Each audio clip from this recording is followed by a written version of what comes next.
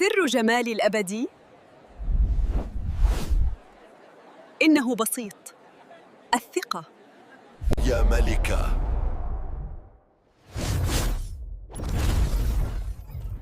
اعملي تعاون مع أبو الهول. لا تقلق يا صديقي، الشهرة الرقمية مجرد لعبة أخرى. أبو اللول، الناس بتسأل، عايزين يعرفوا أسرارنا.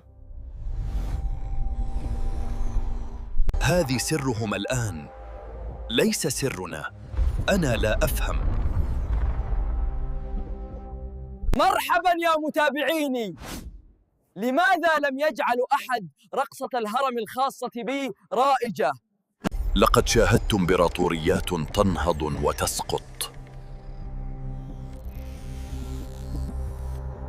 كنت أثراً، والآن أصبحت دي جي؟ ربما نعرض عليهم شيئاً خاطئاً. دعنا نريهم عالمنا، حياتنا، قصتنا الحقيقية. عش اللحظة، عشها على طريقتك.